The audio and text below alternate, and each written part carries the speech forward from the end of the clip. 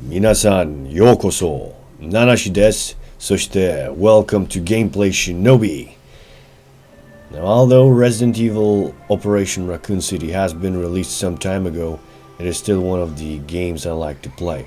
I'm not going to defend this rather mediocre experience, thanks Slant6 Games, but there's something in this game that makes me want to come back for more. And bear with me as I try to explain what it is. And yes, you may know this already, but Resident Evil or Operation Raccoon City has been produced by Slant6 Games rather than Capcom, and they're not known for making quality games. Time for some immersion or story elements. Now, Resident Evil Operation Raccoon City is placed around the time of the second Resident Evil, which had young police officer Leon as one of the main characters. However, I'm not going to go into the depth with the story because it is rather short. The main campaign takes around 4 to 6 hours depending on difficulty, and it's loosely tied to Resident Evil 2 anyways, rather than expanding on it. It seems like Capcom needed an excuse to produce a game in Resident Evil universe just to cash in, thanks to the Resident Evil label on it. Having said that, Resident Evil does few things right. Locations are well designed with a little bit of exploration added, especially if you want to find the unlockables. There are plenty of slow dumb zombies to plow through, and music keeps things together nicely. There are plenty of graphics options to choose from. Games run smoothly on high settings, animations are of the high quality, keyboard and gamepad controls are well implemented and properly displayed when needed. But the lack of flashlight attachment for your weapon is a missed opportunity because some of the areas are either too dark or too bright.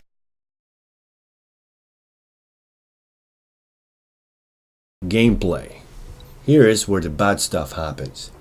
This is not your survival horror experience. There's plenty of ammunition to be found, and playing on normal difficulty, you won't even find yourself looking for it too much.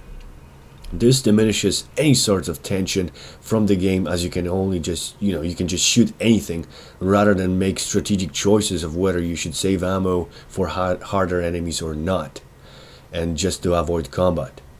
Add to the fact that the game has 4-player co-op, so any sorts of horror, scary aspects of the game is gone. You can also abuse melee combat should you want to, as there is no stamina bar to prevent kung fuing your way through the level. I'm not sure whether kung fuing is the right word for it, but you know what I mean. Now, the guns in Resident Evil Operation Raccoon City feel underpowered. Whether it is because the enemies are bullet sponges or because of bad balancing of the guns in the game, it's beyond me. Let me just give you an example, however. You can shoot with a powerful sniper rifle up close and usually takes one headshot. However, if the human enemy is far away, it might take more than 2 headshots. This is because of the game.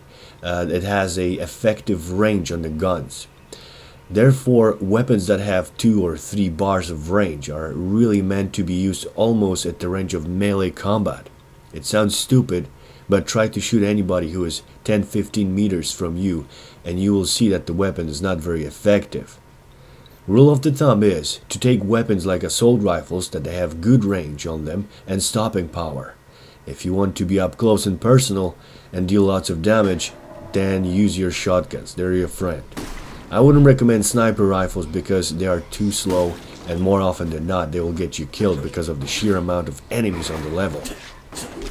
Now, a few more things to mention is that this game has classes. However, medic, soldier, and I suppose recon or ghost are most interesting ones and surprisingly the most powerful.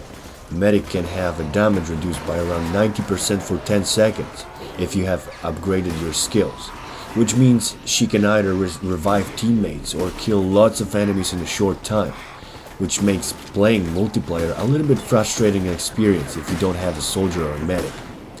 Again, game was not designed to be a survival horror, but rather third-person shooter in Resident Evil universe. There's also interesting mechanics in the game. Your friends can get infected and they can attack you. This, however, is badly implemented because if you don't have viral spray, you can just kill them and revive them afterwards.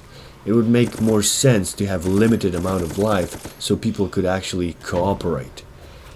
Yeah. When it's all said and done, this game is a shallow Resident Evil experience, but it is an enjoyable third-person shooter regardless. There's something satisfying about it. One thing to mention is do not buy it on Steam unless it's on a big sale. You can pick up the physical copy of the game for around £4 to £7. Should you purchase it through Steam, then full price is around $22.99, not mentioning extra badly priced DLCs. There's one DLC that sells you 3 missions for like £6.50. That's just bad. Shame on you, Capcom. Now, if you have friends, it's a good co-op experience in Resident Evil universe. I give this game 3 out of 5. お疲れ様です。またね。